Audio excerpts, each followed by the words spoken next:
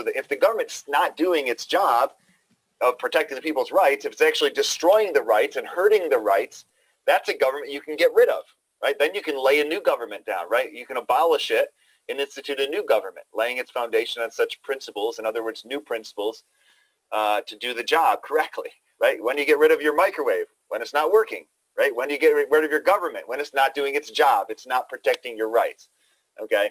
So that's the idea here. If the government stops doing what it's fundamentally supposed to do, then you can get rid of it. That was what they were saying.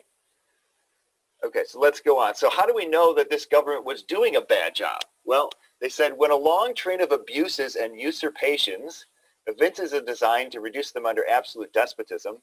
I know some of these words are tough, but basically they're saying a long train of abuses, right, issues, problems, evinces a design or shows a pattern to reduce them under despotism. It's their right to throw off such a government.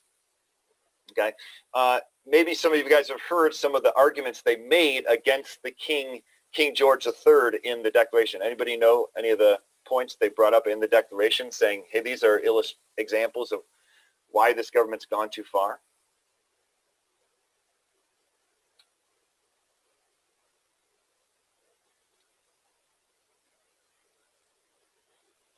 Well, Kate mentioned one. She mentioned taxation, right? Now, taxation is only mentioned one time in the whole Declaration of Independence. It's the one thing that Americans tend to mention, but it's not just taxation, it's taxation without representation, right? So the really fundamental critique there was that the government wasn't representing the people's interests. It wasn't listening to their voice, which was a big thing the founders thought that the government should do, okay? Well, anybody know any others? I've got a copy of it right here, so let me just read you a few. He's made judges dependent on his will alone, right? So the king is basically kind of dictating what the judges do.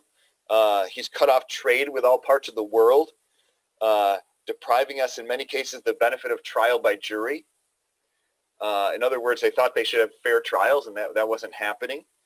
Suspending our legislatures. In other words, hey, we're supposed to be part of the lawmaking process. You're suspending it. Okay, you're stopping us from making laws, right? So if you get the idea, basically they're saying the government's doing things that it shouldn't. It's stepping in and hurting the people's rights. It's doing the things that we should be allowed to decide, the people. Okay, so there's a bunch of these critiques, and I'll have you read them for homework, so you can pause. We can pause on that for a minute. But in every stage of these oppressions, we have petitioned for redress in the most humble terms. Our repeated petitions have been answered only by repeated injury. A prince whose character is thus marked by every act which may define a tyrant is unfit to be a ruler of a free people. Can anybody define tyranny for us, or a tyrant?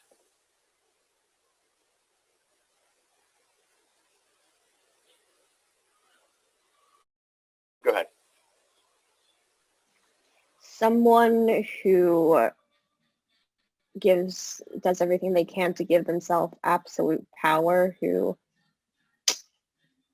does things, or it's usually a major political figure in a society that does things to benefit them and not other people. Good. Yeah, I like how you said usually they have a lot of power, but somebody with a lot of power is not necessarily a tyrant. But yeah, when they start just benefiting themselves and hurting the people, that's essentially what a tyrant is. They're not caring about the people themselves. Yeah. Good. Yeah. So revolutionaries. Let me just define these terms. A revolutionary attempts to change the type of government. They might punish those in power. Right. They're pretty upset. They're trying to get back at those who are hurting them. A conservative is someone who tries to redirect those in power back to their proper place.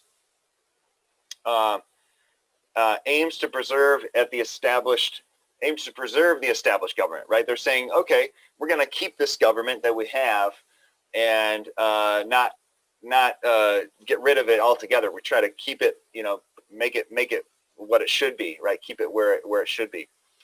So were the American patriots revolutionaries or conservatives? Morgan, what would you say? Did they fit more in the revolutionary camp or the conservative camp? If you're not sure, that's fine. Sure. Okay, no problem. What would you say? Revolutionaries, because they fought to and they like punished them. Well, they at first they were conservative, but then when they rejected it, they became revolutionary. That's a great answer, yeah, because it's really both, right? They were actually both at different times. At first, they were conservative.